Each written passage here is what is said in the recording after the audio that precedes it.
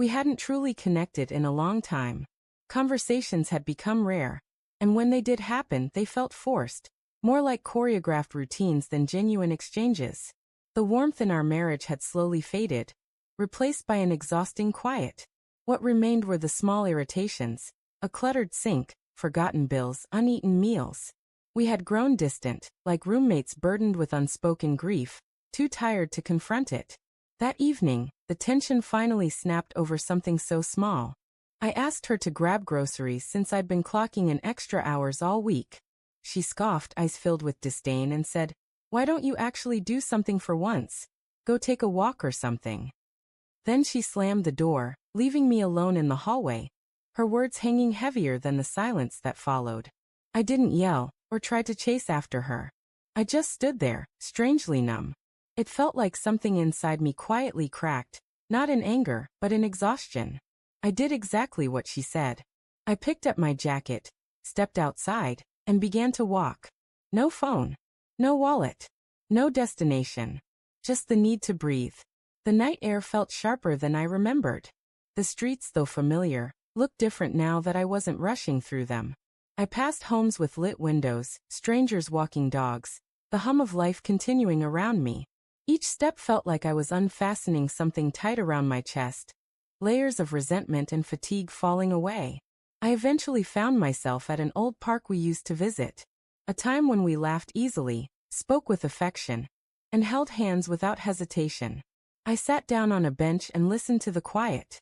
It wasn't lonely, it was calm and oddly comforting. For the first time in years, I felt like myself again. I didn't return home that night. Instead, I checked into a motel. The next morning, I called a friend and arranged to stay with him for a while. I didn't hear from her. No messages. No calls. Just silence. For days passed, and then a week. Then she came to my workplace. Her face was pale, and her eyes seemed worn. She stood quietly and said, "You really left?" I nodded. "You told me to," I said. She cried right there in front of everyone, trying to explain stress, built-up frustration, emotional wounds we never dealt with. But there was no rage in me anymore. Only a quiet knowing that what we had was already gone. Not because of that one night, but because of everything that had led to it. A month later, I filed for divorce. She didn't fight it. We signed the papers like two people finally acknowledging a truth neither of us wanted to admit out loud. The love had faded, not in a blaze of betrayal, but in the slow erosion of everyday neglect. I moved away to a new city, started over. It wasn't easy. The loneliness crept in sometimes, but slowly I built a new life. I discovered parts of myself that had long been dormant, interests, routines, small joys. I learned how to be alone without feeling empty. I found peace. Every now and then I think about her, what we once had, what went wrong, and what could have been. But I don't let those thoughts linger.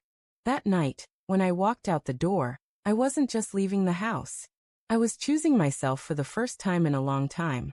Her careless words opened a door I'd been afraid to step through, and walking away turned out to be the beginning of everything I needed.